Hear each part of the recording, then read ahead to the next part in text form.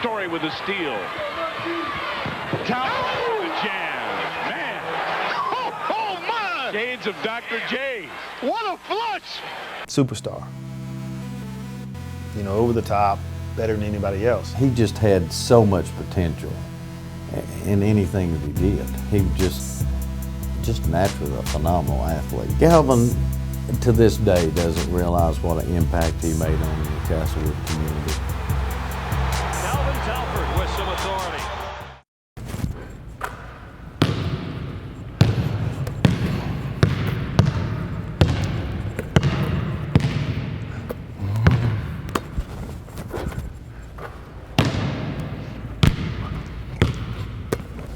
Castlewood, that's my place.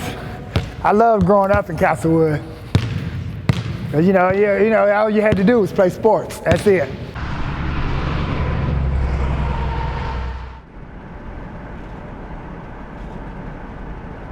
I remember Calvin when he was a young boy, running around full of energy. He just one of those that was just into everything. All my best friends was in the Pee Wee League, and we all played a little league, and then all the way up from senior league to high school. He always put on a show for people, never disappointed them. Calvin's senior year. All-state in 4 sports in 1 season. I mean, not in multiple seasons or different years, in 1 season. In my mind, I thought I could do anything. You know, if I wanted to wrestle, I felt like I could be an all-state wrestler, or if we had a tennis team, I felt like I could play tennis and be an all-state tennis. I mean, I just had so much athleticism that I thought I could do anything. He was all-state in football. Yeah, our first playoff game, we played Fort Chisel. I scored 5 touchdowns. It just seemed like every time I touched it, everything would just open up. And I mean, I was running like 30 or 40 yards, you know, for a touchdown. He's all-state in baseball. But I loved outfield, you know, because I had some speed on me. The Phillies actually was the only team that came in and ran me through their, you know, I had to throw a little bit. I took a little bit of batting practice. They ran me into 40 and everything. So they came in and they liked what they seen, you know, and that's why they drafted me. He's all-state in track. They went to the state meet that he had qualified, and he went up and set 3 state records in 3 different events in the same day.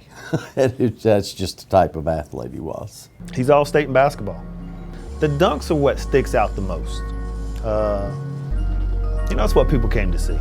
One guy just come and grabbed me and shook my hand, and he was like, "Man, I paid my $5 just to watch warm-ups. That's all I wanted to see." He said, "I don't want to see the game." He said, "I just want to see you dunk." That showed me right there that they just want to see dunks.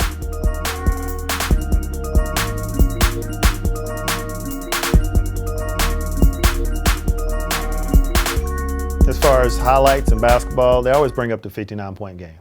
We were getting ready to play probably the team that was going to compete with us for the top spot in the league, and we had them at home. Calvin happened to catch my eye, and I looked at him, and I saw a look in his eye I'd never seen before. And I looked at my assistant after they went out on the floor to warm up. I said, "Calvin's going to have a good game." I said, "I just saw it on his face." And that night, just couldn't do anything wrong. It's like he had a point to make that night. It was just like I couldn't miss. I mean, I was just letting everything I shot went in. I mean, I think my percentage that night was I hit 26 out of 33. He scored inside, he scored outside. It didn't matter. He was going to score. He was determined to show who he was that night. Nobody ever thought that Calvin was going to put up 59 points against a team that was that good in their district. Calvin was just, I've never seen anybody perform like that. I remember, you know, a couple of times, you know, when we played in the district tournament, I think Louisville, Tennessee, everybody was in the stands, and I had a bad shooting night, and it kind of got around to all the other teams. I couldn't shoot the ball. So when you see college scouts and things come, Calvin's playing inside because he's one of the taller people on our team. So he didn't shoot a lot of threes because we always fed him the ball inside, and he just shot over people.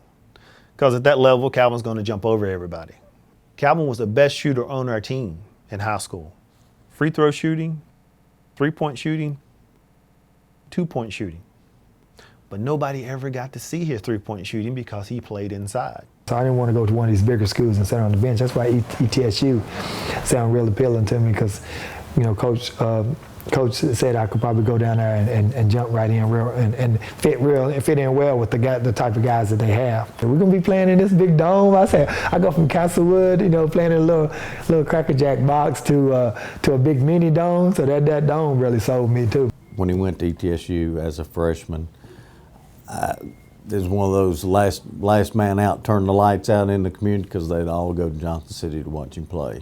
Talford didn't get to start immediately when he got to ETSU, but he would get his first opportunity in his freshman year when point guard Keith Mr. Jennings had to sit out for an ankle injury.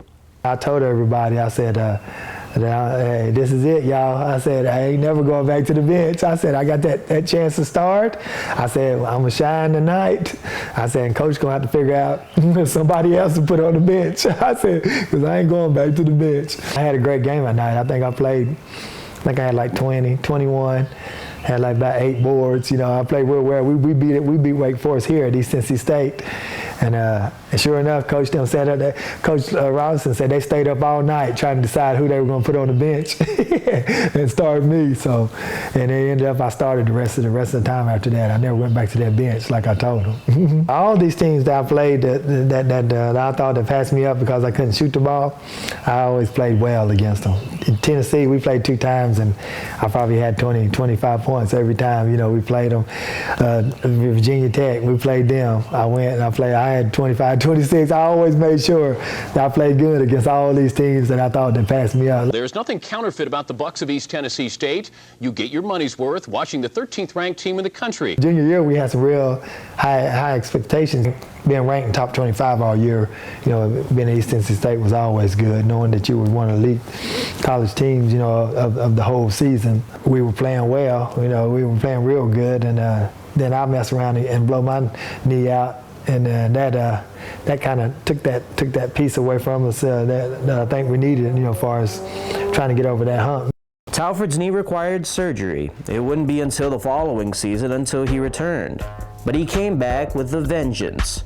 Talford helped lead ETSU to their 4th straight Southern Conference title and an automatic bid to the NCAA tournament. We were at Coach LaForce's house. We was eating and we were watching the selection day. And as soon as we seen Arizona, we knew that we were going to beat Arizona because we had played Arizona my junior year at Arizona and lost by like 3. I mean, we should have beat them. It'll be the Buccaneers of East Tennessee State against the Wildcats of Arizona.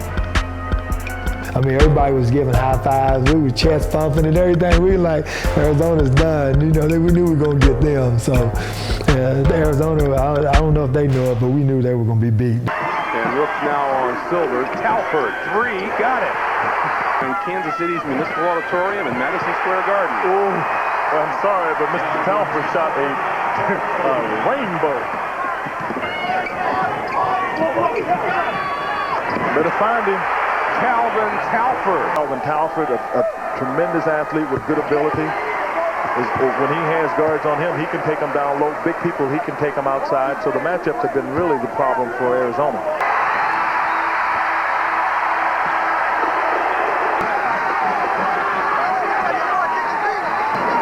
East Tennessee State has pulled off the biggest upset of the tournament thus far. We were happy we won, but we knew we had another game with Michigan. That was definitely a game we were going to have to just figure out how we could win. Michigan's Fab Five, star-studded team led by 4 future NBA players, Chris Webber, Jalen Rose, Juwan Howard, and Jimmy King. East Tennessee State and the Michigan Wolverines, game 2 here in Atlanta this afternoon. And it's 20-8 in Michigan, who've gotten off to a roaring start. Talford fouled from behind by Jalen Rose. Out on the floor, Jalen Rose seems to be the guy that not only is their leader on the floor, but he's also their go-to. Talford would be one they would go to, but for Blinker, he'll have trouble guarding him all day long. The lob. Oh! Rebound. Talford, that's short. He's falling backwards when he shot it. Webber. Look out! 12. They call an offensive foul called backing in on Calvin Talford with them. That's experience. Now, part of the experience that they have, that Webber has, is one that he can make anytime. Need the commitment. And remember, When he got hurt, he had never been hurt before. Calvin Talford has just seen his career come to an end. He has fouled out of this game. And the 6'4" senior from Castlewood, Virginia, leads with just 3 points, and there is a large part of the story for ETSU today. Michigan has moved on to Lexington, Kentucky, 102 to 90. Was a guy that we had over here. He had put together a tape of mine, just a lot of dunks with music, and he sent it to the Dunking Federation over there. And then about 2 or 3 days later, they called back and said, "Yeah, let this guy come over and participate in a national dunk contest." Said I'd put myself in it. I didn't have any kind of pressure on me.